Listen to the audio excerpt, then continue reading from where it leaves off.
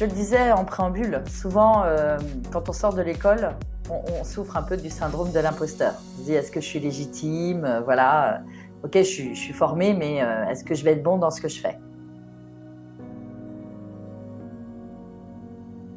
Donc travailler sa légitimité. Souvent ça consiste à se dire voilà est-ce que j'ai la technique qu'il faut, mais ça revient à soi, à son intention.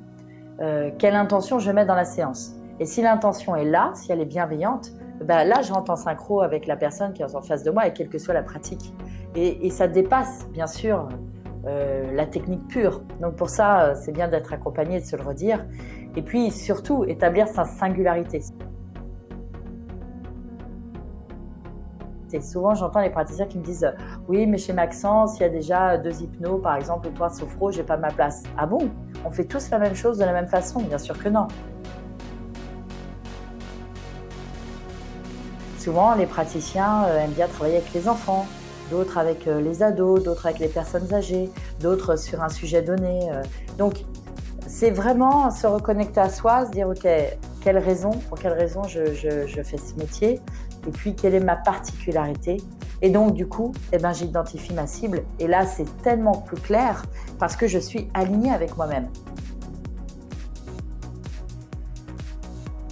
Celui qui veut être généraliste, qui veut toucher tout le monde, en général, c'est là où je ne suis pas sûre qu'il fasse bonne route. Une fois que vous avez défini votre raison d'être, il s'agit maintenant de définir quel est votre chiffre d'affaires désiré, combien vous souhaitez gagner de votre activité et quelle est votre projection à 3 ans, à 5 ans. Est-ce que vous avez l'intention d'avoir une activité à plein temps ou est-ce que vous partagez cette activité avec une autre activité en dehors du soin ou du coaching ou de la thérapie? Voilà, donc toutes ces questions doivent vous être posées pour que vous puissiez définir votre cadre. Quelles sont mes priorités? La gestion du temps, ça c'est souvent quelque chose qui revient, j'ai pas le temps. J'ai pas le temps, mais en fait, derrière les excuses, j'ai pas le temps et j'ai pas l'argent, c'est qu'en fait, on a un petit peu peur, on n'a pas envie. Donc l'idée, c'est bien de redéfinir tout ça. Ma priorité, c'est d'en vivre. Ok. Ma priorité, c'est de payer mon loyer avec ma pratique. Ok. Ma priorité, c'est d'abord d'apporter du soin aux autres. Oui, mais si j'en vis pas, je vais pas pouvoir pratiquer très longtemps.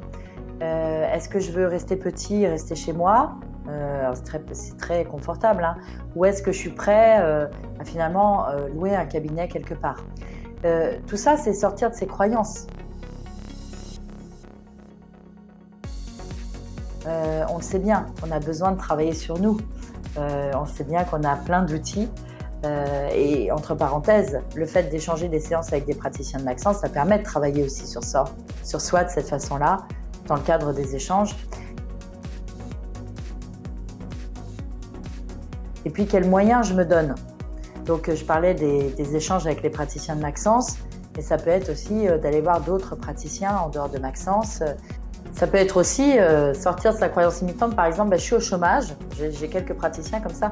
Je suis au chômage, donc j'ai pas d'argent. Je peux pas investir sur moi ou sur un site internet ou sur me faire connaître. C'est parce que justement, on est au chômage en général, qu'à ce moment-là, on a de l'argent. Parce que qu'on ait des séances ou pas, il y a de l'argent qui tombe. Donc, si je suis dans la croyance que j'ai pas d'argent, effectivement, c'est comme la croyance de l'agriculteur qui dit qu'il n'a pas de blé et qu'il ne peut pas semer. Mais s'il ne peut pas semer, il ne peut pas récolter. Donc l'idée, c'est vraiment de prendre conscience que même si on a des outils, on est praticien, c'est un peu comme le cordonnier, on est souvent mal chaussé et qu'on a besoin de travailler sur soi pour définir justement nos envies et les moyens qu'on met en place pour que nos rêves deviennent réalité.